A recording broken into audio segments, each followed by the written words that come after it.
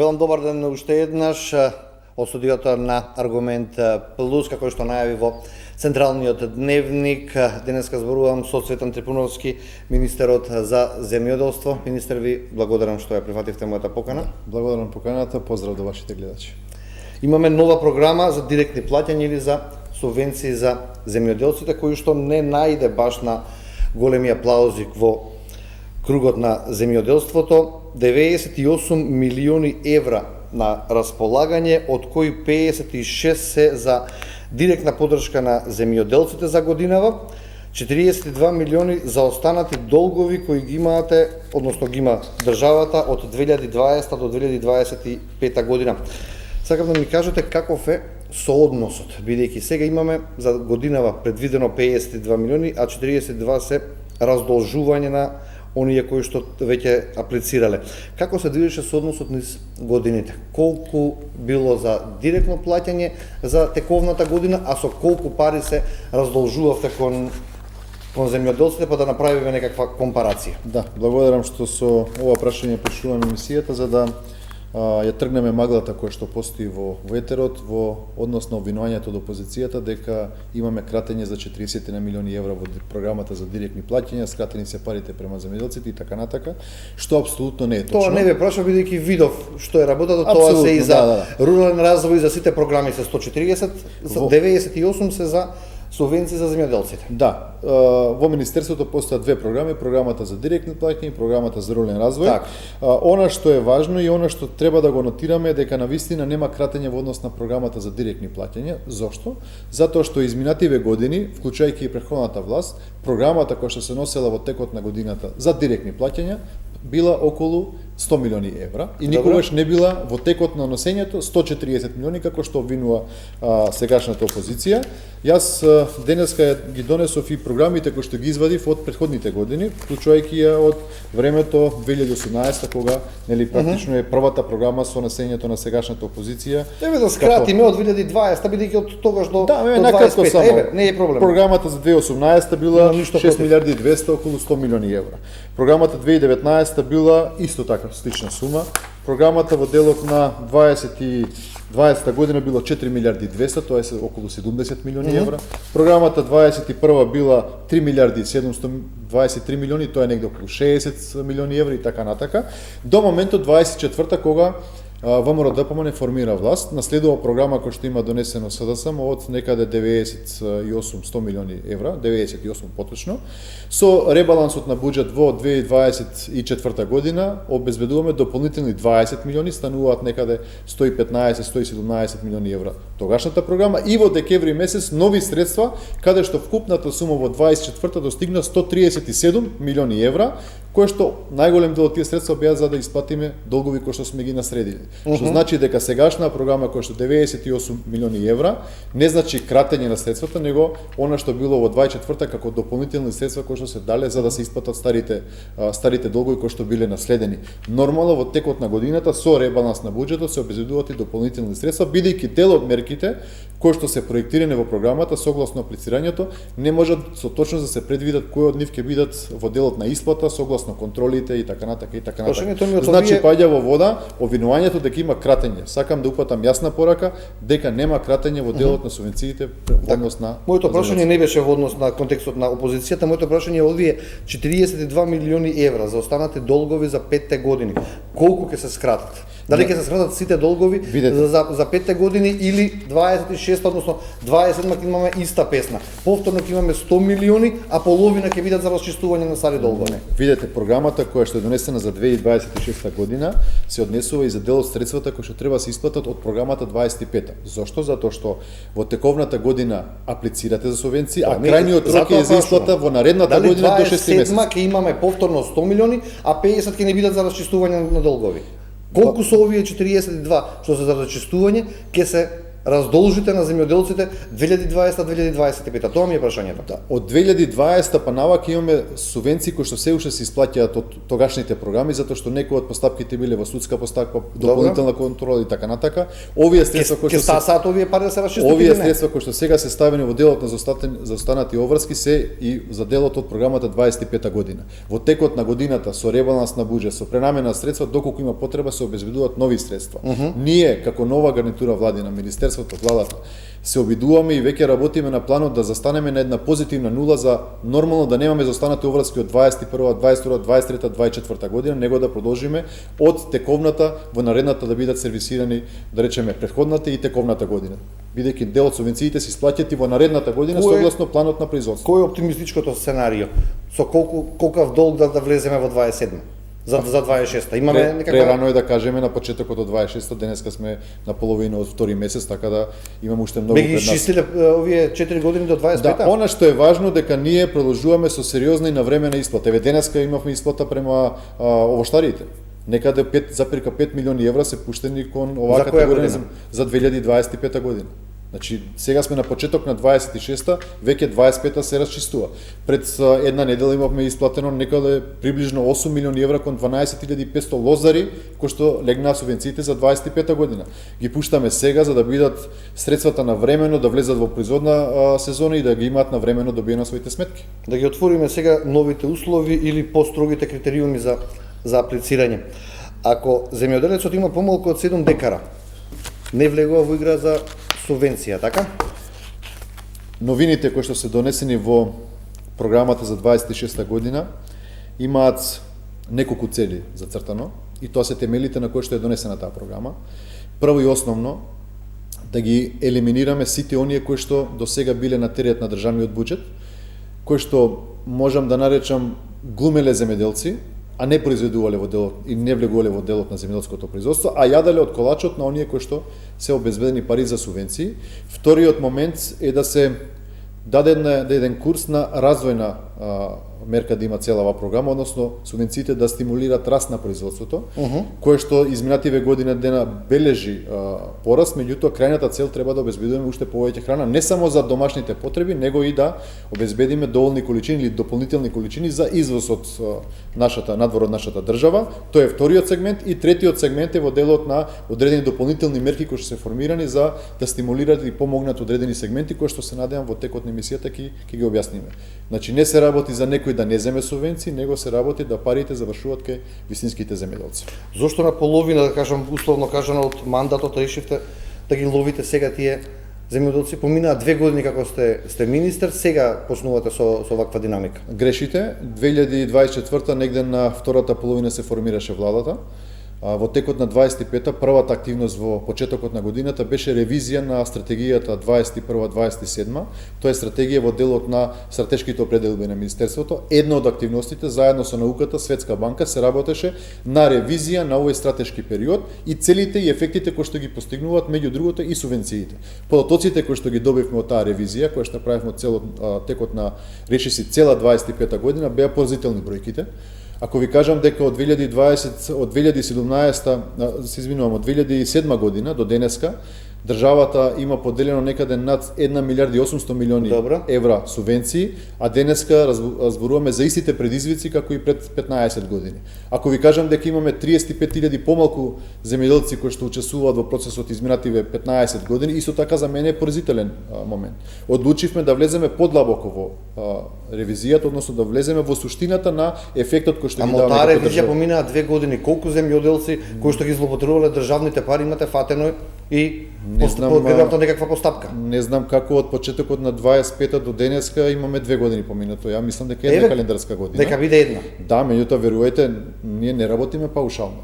Ние работиме темелно. За да донесете реформа треба да ги анализирате сите аспекти. Не можете за еден месец да направите ревизија да носите година дена колку земјоделци кои што користеле државна помош, а не биле земјоделци имаат откриено. Еве ќе ви кажам, поставував дека и затоа сакам да бидам појасен. Оваа програма за цел има да ги помогне ваквите земјоделци кои што имаат вакви лозови насади. Добро. И треба нема да ги помогне ваквите земјоделци кои што имаат вакви или така наречени земјоделци кои што имаат вакви лозови насади. Добро, што се случило со земјоделецот кој што имал оваа? Приоритетот на оваа влада е ваквите земјоделци. кои што работат, придонесуваат и сериозно се Тоа постапуваат. не е јасно. Меѓутоа, што се случило со земјоделецот кој што користел државни пари и Овој не има добил, вакво. ама овој се обидел да добие. Овој се обидел да добие, нема да добие. Затоа велиме во новата програма. Како да бидеме сигурни дека тој не добил? Еве јас ќе ви кажам како ќе бидеме сигурни. Во новата програма велиме вака. Секој кој што аплицира за субвенции треба минимум 30% од своето производство да го докаже со предавање во откупен регистриран откупен центар и така натака. Да има доказ дека произвел. Ние не можеме да ги ставиме во иста категорија еден овоштар кој што има ваков овоштарник или еден кој што има ваков овоштарник. Најголемата мака на земјоделците за тие откупни центри Само да доволам. Само да ви кажам, најголемата мака на земјоделците е тоа што во откупните центри нема гарантирана цена. И тука откупувачите си играат со нивното трпение и одат со дампинг цени кои што се под производната цена. И повеќе така. време бараат од вас да направите цена која што ќе биде минимална, да не можат да си играат со нивната работа. Ајде да зборувам малку посериозно. Во делот на Јас сум тутуно најсериозен, не знам. во делот Јас само ја пренесувам нивната мака и нивните изјави што ги имаат секојдневно министер. Еве да ви кажам дека имаме посебен закон каде што цената на тутунот се дефинира многу месеци пред почетокот на откуп. Имаме посебен закон за вино кој што многу порано од почетокот на берба дефинира цена која што е зголемена за 25%. Да ве потсетам, минатата година во делот на раноградинарските производи имавме рекордни цени во делот на откупот. Па тоа го бележи статистиката, еве не мора мене да ми верувате. Отворете го последниот извештај за четвртиот квартал, не мора другите квартали, последниот од 25-та година ќе видите дека имате во делот на откуп и продажба на земјоделски производи зголемување за 15,5%. И не само во проценти, ако и погледнете културите по количина ќе имаме сериозен раст. Ама сега јас ве прашав, односто ви ја пренесов информацијата за откупната цена, вие ви кажувате нешто друго. Ама не, јас ви кажувам дека навистина има раз во тој дел, има стабилност и дека оваа програма е само дополнително условување за оние кои што сакаат да профитираат на грбот на државата. Тоа нема да го дозволиме, затоа што овие пари кои што ќе ги заштедиме од тие кои што се така наречени ловци на субвенции, кои што живеат на некој спрат во некоја зграда или во некоја градска средина, а вистинскиот земјоделец не ги добива, тие пари кои што ќе ги ослободиме, ќе ги намениме кон вистинските земјоделци. Нема да има кратење. Затоа можеби сега се најгласни тие кои што имаат вакви насади кои што не го обработуваат земјоделското. Да, јас не заставам тука како нивни адвокати, јас сакам да имаме изголемено производство на прехранбени производи и на месо и на грозје, односно вино и извоз и така натака. Може ли да ви доловам со еден на терен не е таква? Еве со еден пример за да бидам пластичен и да ме сватат можеби гледачите кои што не се многу во секторот. Ајде. Вие сега имате ситуација да некој наш сограѓанин има некое земјоделско земјиште кој што не го обработува. И тоа земјоделско земјиште го дава во рента или во подзакуп на некој кој што живее на село и го работи тоа земјиште. Субвенциите завршуваат кој што е кај собственикот на земјиштето, а не кај овој кој што го има во подзакуп или го работи. Тој кој што живее на село му плаќа закупнина на овој вистинскиот собственик, вистинскиот го злоупотребува системот, аплицира и треба државата него да му исплати субвенција. Затоа велиме сега, тој што го работи земјиштето треба да докаже дека произвел производ. Ако е на него име ќе добие субвенции. Ако овој не го работи, го рента на некој кој што живее во село, ти не можеш да не аплицира. До некаде е крив сега и тој земјоделец кој што нема црно на бело дека треба дека си е негова, во моментот го изнајмува тоа земјиште и тој може да аплицира. Повеќе едукација треба да се има, да, ама во секој случај ние заштедуваме средства кои што се државни народни пари и не ги даваме кои што некој не го обработува земјиштето. Ние не можеме да даваме финансиски средства на некој кој што не учествува во процесот. Тоа е крајната цел, мислам, доволно сум прецизен во изразувањето да бидам доволно јасен према гледачите и према сите останати. Јас исто така добивам и пофалби изминативе денови каде што се воведува ред на некој начин.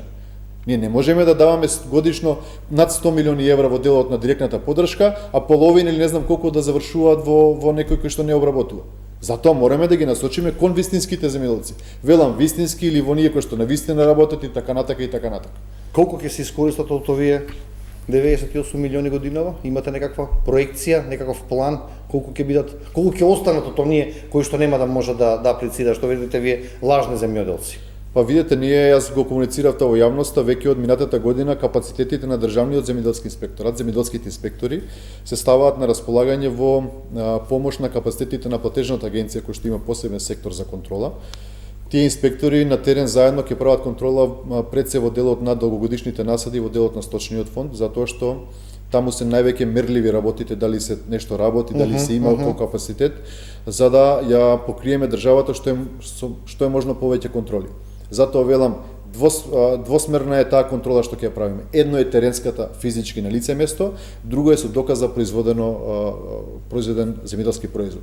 Ако имате контрола на физичко присуство, тогаш нема да бидете, да речеме, способни да го заобиколите системот. Едноставно ќе видиме дали тој капацитет се работи или не се работи. Во однос на сточарството сакав да прашам, 3 грла е минимумот што треба да го имаат како крупен добиток и 15 овци или останат ситен добиток. По кои критериуми се земаат овие бројки? Видете, во програмата она што е новина сега ставено, и како да го натерате тој што има една крава да купи 3 крави или тој што имал 12 кози да купи 35? Во делот на прилагодувањето и изголемување на капацитетите кои што постојат, имаме неколку поместување на границите. Добре. Во делот на полиделските култури имаме зголемување на граница од 0 до 0,7 хектари површина кој што треба да биде за да пријавите субвенции. Во делот на овошните и лозови насади од 0,2 се поместува границата на 0,5 хектари. Што не е малку. Да, тоа е за некои 3000 квадрати плюс од тоа што ги имате моментални ако имате 2000 на сопствениот капацитет. Во делот на сточниот фонд, значи велиме аплицирање од 3 крави нагоре, 3 или повеќе, тој што има една или две нема право да аплицира. Во делот на козарството од 10 се покачува границата на 30, затоа што условно грло земено, значи една крава, 30 овци, 30 кози. Тоа е параметрот во бројот на сточен фонд. Во делот на овчарството нема поместување, таму останува границата 30, исто како и во козарството, и во делот на пчеларството имаме од 10 пчелни семејства подигање на границата на 30. Што е важно овдека да кажеме? Првин, ние во оваа програма која што имаме донесено за 26 година имаме посебна мерка која што сега е у фаза на доработка, односно е ставена како план да бидат поддржани сите оние мали капацитети кои што првично испаѓаат дека се елиминирани од моментот да аплицираат. Мерката која што е донесена во програмата за 26 година, ќе ја прочитам само името на мерката, тоа значи поддршка на мерка 6, мерка за директни плаќања на мали земјоделски стопанства. Во оваа мерка, она што ќе излезе сега дополнително како појаснување во јавноста, ја користам оваа прилика уште еднашка да го искомуницирам. Во оваа мерка ќе влезат сите оние кои што сега со овие поместувања нема да учествуваат. Да бидам пластичен, тој што имал 2 декари лозов насад, кој што минатата година ги пријавил, оваа година имаме поместување на 0,5. Во програмата со оваа мерка која што е воведена, ќе му дадеме простор, односно момент, максимум до 3 години во наредниот период, каде што ќе го поддржуваме за истите 2 декари кои што ги имали лани и оваа година, да се одлучи. Или ќе ги изгорим, или ќе ги изголеми своите капацитети на 0,5, или за 2 години ќе одлучи самиот дека не сака да зголеми, ама нема да очекува државата субвенции. Значи овој транзитен период од 1 до максимум 3 години, велам од 1 до 3 затоа што од сектор до сектор е различен периодот. Едно е во сточарството, друго е во делот на градинарството, во штарството и така натака. Значи ќе имаат период на транзиција. Никој во моментов нема да остане дека готово од денеска оваа година нема да земеме субвенции. Значи оставате простор да размислат дали сака да прошират бизнис или да си останат за домашни услови што се ако се одлучат за домашни услови, тоа е веќе сопствена одлука, ние тука нема да се мешаме. Меѓутоа даваме период на прилагодување, да го наречам. И ќе ги земаат истите пари што ги земале и лани. Апсолутно, до оваа мерка се однесува до максимални 30.000 денари кои што согласно анализите сите влегуваат во оваа мерка. Што значи дека интенцијата на Министерството, на владата е да зголемиме уште повеќе продукцијата. Дали се работи за млеко, дали се работи за овоше, за грозов, лозов насад, градинарски производи и така натака. Во делот на градинарството имаме минимално поместување од 0,2 на 0,3 хектари кои што е прифатлива површина и во разговор со самите градинари тоа е веќе во ред и прифатливо уште во самиот старт. Се обидов да ја доловам целата ситуација дека не се прави сериозен рест и готово без да знаете така. Информација не беше комуницирана во јавност, ова е нешто ново кое што би требало да ги смири до некаде сега земјоделците кои што сметаа дека испаѓаат од игра за државни субвенции. Меѓутоа морам да потенцирам дека навистина мораме да размислуваме да зголемуваме продукцијата. Ги имаме сите предуслови, имаме сериозна поддршка како влада која што застануваме во тој дел и затоа велам, ваквите кои што сакаат да манипулираат со процесот денес се најгласни, затоа што директно задираме во нивниот се даваат многу средства во нивниот профит кој што го очекува. А не гледам, односно гледам капацитетноста на институциите секако е слаба да се проверат сите, рековте 70 и нешто илјади апликанти. Едноставно пола пари може да додат во ветер, така? Да, видете, од досегашните контроли можеби некој ќе го фатиме на лице место. Меѓутоа со новата програма не знам дали ме сваќате во целост. Едниот момент е физичката тереска контрола која што ќе правиме со големени капацитети на инспекторатот, вториот со условувањето на предадено килограм производ. Ако вие сте сериозен, така биде услов за сите. Ако учествувате минимум своето производство треба да го предадете во капацитет. Мислам дека ќе се сложите. Никој нема да се нафати 30% од нивата да произведува за да вие ќе се сложите дека ваквите навидум корисници субвенции треба да ги елиминираме. Ова е класична злоупотреба и јадат од нашите пари кои што треба да завршат кај оние кои што работат на никој не му се плаќа домат или краставица 150 денари во лето. Што ни се случува веќе. Погледнете дали овој земјоделец, навидум земјоделец треба да користи субвенции за вака површина. Да, ова е комотно за фотоволтаици. Според лозарите, пресметките на Институтот за цената за Смедеревката е 17 денари, за Вранецот 19 денари од оној брифинг што ги има со лозарите и 21 денар за килограм предаден. Лозарите велат дека под 30 денари нема да го даваат грозјето, дури најавуваат сега и протести. Какви се вашите информации? Не, во постојана комуникација сум со здруженијата, поготово тој сектор и нели последниот настан на празникот Свети Трифон имав и одделна средба, искористив приликата да бидеме заедно. Добро. И да го прославиме празникот и да продискутираме за сите актуелни теми, ситуации кои што го тангира тој сектор. Знаете за потсетување дека минатата година се потрудивме и успеавме да постигнеме една цена која што во минатото не е била постигната. И согласно анализите и согласно законските обврски, знаете таму имаме право на објавување на повик, избор на научна институција која што треба да направи анализа теренска и математичка за производна цена на килограм винско грозје. Пред се мисли на незастапените сорти, тоа е Вранец и Смедеревка, и истата цена зголемена за 25% да биде како откупна цена која што ќе треба да почитуваат винарските визби. Тоа и се случи минатата година. Тука не сакам да го заборавам фактот дека минатата година имавме берба која што тежеше околу 120 милиони килограми, за разлика од 2024 која што ја наследивме како берба, беше некаде околу 80 милиони килограми, значи имаме некои 40 милиони килограми плюс берба која што е во интерес на самите лозари. Тоа се постигна дел од нормално временските прилики, меѓутоа најголем дел се потрудивме како водостопанство во таа тешка ситуација која што наследиме да обезбедиме вода за секој лозов насад, за да има доволна количина вода, за да има доволна и која ќе биде цената сега? Оваа година веќе работиме и објавен е повикот, избрана е научна институција, се работи за Земјоделскиот институт во Скопје, кој што има сега обврска да направи калкулација, да направи производна цена на двете незастапени сорти, која што треба таа цена да биде зголемена за 25% како добивка. Не можам однапред да зборувам, сепак затоа и процесот вели науката да го направи. Математика која е дека под 30 и кусур денари нема да не би шпекулирал сега да кажувам или цитирам со бројки, сепак треба да оставиме да се направи една реална пресметка на тоа што значи производна цена на овие две застапени сорти. Во 23 и 24 цената на килограм тутун идентично за сите класи беше 100 денари. Сега, по новата програма,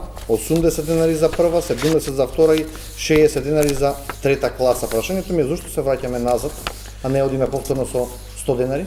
Видете, во делот на субвенционирањето на тутунот 24-та, во тоа време како технички министер и во 25-та имавме интервентно подкревање на цените за килограм откупена цена на тутун, односно по класа, од 80 на 100. За подсетување, во делот на 24-та откупната цена која што се постигна просекот беше 400 денари. Оваа година, односно реколта 25-та која што заврши сега или ќе заврши за некој ден од овој месец, се постигнува цена од речиси 420 денари за килограм тутун, што е еден сериозен исчекор во делот на претходната година. А да не зборуваме за претходните години, односно во времето кога една друга гарнитура владееше со државата, каде што цените откупни се движеа од 214 до 360 денари за килограм тутун, просечна цена. Оваа година треба да, и тоа сме го комуницирали со тутунарите, треба да знаете дека дополнително тутунарите ги поддржуваме со 11.000 денари зелена нафта, поддршка која што учествува во нивните производни трошоци, и таа зелена нафта е сериозно зголемена, бидејќи јас во време на опозиција бев еден од големите критичари дека не треба да има шминка, него треба да биде сериозна количина на нафтен дериват кој што сериозно ќе помогне во делот на производството. И исто така, оваа година на сметките тутунарите ќе добијат и дополнително по 6.000 денари на хектар површинска мерка согласно пријавениот капацитет, што исто така е дополнителна една помош во делот на она што значи откуп од реколта тутун, кој ќе ги соберете со субвенциите и овие две поддршки, добиваме дека навистина многу повеќе помагаме од тие 100 денари кои што претходно биле. Радува фактот што од споредба од минатата година со ова имаме сериозен раст во делот на количините кои што се откупени. До сега негде се надам дека ќе заврши околу 26 или можеби нешто над 26 милиони килограми, за разлика од претходната година која што беше 24-та, а во споредба со 23-та каде што беше реколтата околу 14,5 милиони килограми, што е рече си дупло во однос на цената. Зошто се овие цени сега? Зошто не е повторно 100 денари? Видете, затоа што велам, минатата година се правеше интервенција да се интервентно зголеми од 80 на 100. Тоа не значи дека ако нешто интервентно зголемите треба да остане за... Не сакав да исечам изјавата, кога се спремав за интервјуто, најдов изјава која што ја давате пред владината зграда и го повикувате поранешниот премиер на Социјалдемократскиот сојуз Зоран Заев, кој велите во изјавата, ако сакате да им помогнете на тутунарите, тогаш ќе ја зголемите цената на тутунот за 100%, за трета класа 120 денари, за втора класа 140 и за прва класа 160 денари од категорија, така? А сега велите дека имало интервентно лани, а сега давате вие 80 денари за прва, 70 за втора и 60 денари за трета. Одлично. Ми треба објаснување за ова сега. Знаете ли која беше просечната цена на тутунот во таа година? Па еве, гледам, 60, 70 и 80. Оно што го давате вие сега. Не зборам за субвенцијата. Просечната цена откупна на килограм тутун во таа година кога јас давам изјава да биде субвенцијата 120 денари. 214 денари откупна цена. Колку е денеска? 420. Кога имате потешкоти, треба да интервенирате со поголема субвенција. Во споредба на година со 214 откупна цена со 420, мислам дека нема споредба. Мислите дека ќе бидат тутунарите задоволни со овие цени сега? Видете, секогаш може повеќе. Јас се сложувам. Меѓутоа, она што ќе се направи како вкупна сума која што ќе легне кај секој еден тутунопроизводител од вкупна сума од 500 денари плюс зелена нафта плюс површинска мерка е многу повеќе од тоа што пред 5-6 години кога беше цената околу 200 или 250 денари откупна цена. Мислам дека евидентна е разликата. Да, секогаш може повеќе, ние не застануваме. Се трудиме секоја година да обезбедиме денар плюс во джебот на вистинскиот или оној прав земјоделец кој што работи и обработува земјоделска површина. Имав уште неколку прашања за тутунот токму на оваа цена, меѓутоа во интерес на времето морам и за другите култури во однос на оризот. Кратење има според производителите. 21.000 денари претходно било за хектар, сега давате 18.000 денари. Зошто? Видете, оризот влегува во делот на стратешките култури, кои што како што е пченицата и јачменот. И јачменот, влегуваме во една нивелација на овие две култури. Мито треба да ги следите состојбите, да видите дека во делот на оризопроизводството дополнително помагаме и со интервентни мерки кои што го стабилизираме состојбата. За потсетување, како никогаш до сега, државата направи измена на сите законски и подзаконски акти и го воведе оризот како стратешка култура и се откупија некаде околу 2400 тони оризова арпа за државата да има како стокови резерви. Таа активност ќе продолжи во наредниот период. Во минатото ниту беше стратешка култура, ниту се откупуваше, а да не зборуваме и за пченицата каде што се увезуваше од надвор, а нашата остануваше неоткупена. Оваа држава и оваа влада размислува сериозно домакински во делот на заштита на средства и во делот на штитење на интересите на вистинските земјоделци. Велам, вистински земјоделци, не сакам да бидам погрешно сватен. Сите се земјоделци, меѓутоа оние кои што работат и допринесуваат во делот на економијата, а не лежат некаде со бели чорапчињи, не го работат своето производство или го даваат во подзакуп земјоделското земјиште, нема да добијат. Мора со докази да откриете кои се, да покажете на јавноста кој ги злоупотребува државните пари за да биде извадена пред органите на правда. Сами... Вака со овие работи не покажувате ништо, не на мене, ниту на јавноста. Да, мислам дека е повеќе од јасно тој што ќе прикаже одредено производство и ќе го докаже своето производство, ќе добија субвенции. Сите оние кои што не произведуваат, а сака да користат субвенции, сами ќе се елиминираат, односно ние ќе ги елиминираме со неможноста да аплицираат за субвенции. Многу едноставно ја... Сончогледот кој што е стратешки производ, витекнува како почна ценовната криза во Македонија со зголемувањето енормно на цената на зејтинот пред 4 години. Сега за 1 хектар давате 10.500 денари, а до лани беше 18.000 денари. Кој е изговорот за ова енормно намалување за сончогледот? Да, ако ги споредувате со минатата година, треба да го земете фактот дека ланските минимални количини кои што беа прифатливи за користење субвенција беше 1500 килограми. Во текот на годината, со оглед на сушата која што ја фати државата во текот на производната година, тој праг го симнавме на 1000 килограми, за да можат сите производители кои што обработуваат оваа земјоделска култура да бидат корисници на субвенција. Мислите дека оваа сума нема да ги натера земјоделците да се тргнат од нивите? Ова е основата која што треба да даваме. Ние во текот на годината има безброј примери како влада сме покажале каде што дополнително интервенираме со дополнителна мерка за стабилизација или дополнителен инпут во делот на земјоделското производство. Да ве потсетам и во делот на сливата, во делот на јаболката и во делот на стратите култури, во текот на годината дополнително интервенираме. Не однапред за да се знае одредена сума која што треба да биде загарантирана како таква. Тука е државата кај оние кои што вистински имаат потреба заради климатски пореметувања и така натака да дополнително влеземе и помогнеме на секторот. Ако ова за вас или за владата е реформа со построги критериуми или намалени суми за земјоделците како што тие велат, јавност и земјоделците очекуваа нешто друго. Очекуваа вистинска реформа каде што парите ќе дојдат кај оние кои што произведуваат. Зошто немаме субвенции на производ?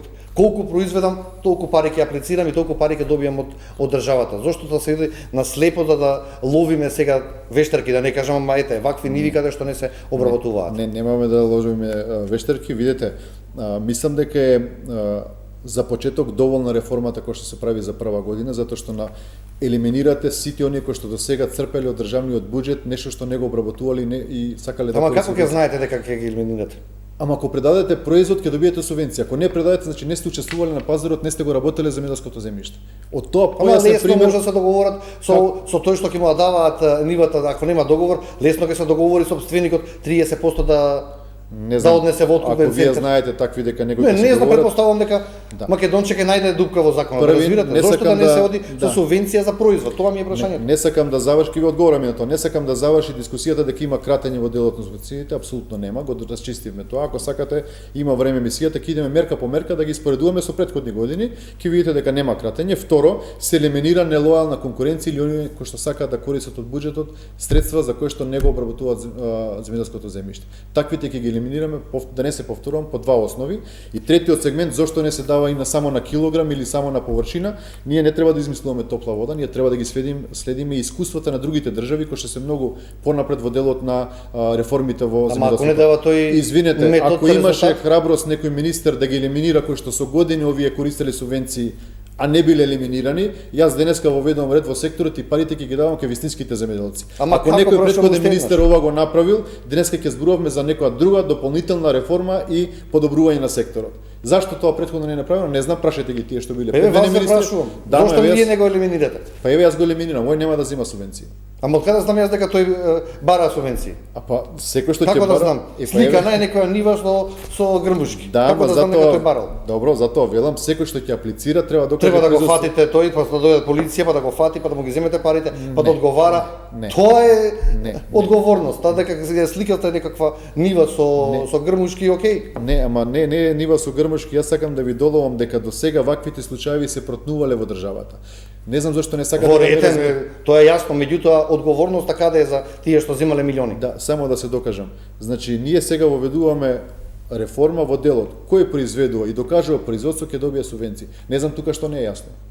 Тие самите кои што ќе се обидат да злоупотребат. Кога македонските граѓани ќе јадат повторно ефтин зеленчук и овошје? Тоа е последното прашање. Кампањата Македонско најдобро е да ги убедиме и да подкрепиме националната свест да користиме македонски земјоделски производи, квалитетни македонски земјоделски Тоа е производи. веќе друго прашање, Да, тоа е друго прашање. Продукцијата во делот на нашето овош и зеленчук иде во нагорна линија, работиме партнерски со земјоделците за да го подкрепиме производството. Во делот кога ќе достигнеме одреден квантитет на производство, нормално дека цените ќе се намалуваат. До тогаш како влада сме фокусирани сериозно да помогнеме на оваа важна категорија на луѓе. Значи немаме точно кога би било тоа. Надвор темата ми е околу скандалот со ИПАРТ, докаде е целиот Сме го случај. комуницирале многу пати во јавноста. Не можам да не ве повторувам. прашам, сепак е Па да, земјоделците си чекаат одговор Мислам на таа дека- тема. Па видете, платежната агенција редовно ги сервисира врските во делот националните плаќања, во делот на ИПАР средствата, мислам дека доволно сме го комуницирале во јавноста. Загрозени се европските пари? Не, апсолутно. Кога ќе имаме конечен одговор? Не можам да ви кажам. Во моментов не. Не можам да ви кажам. Министер, ви благодарам на Благодарам и интервјуто. на вам. Почитувани, овде завршува аргумент за денеска. Ви благодарам на довербата. Останете со програмата на телевизија 24. Од мене пријатно.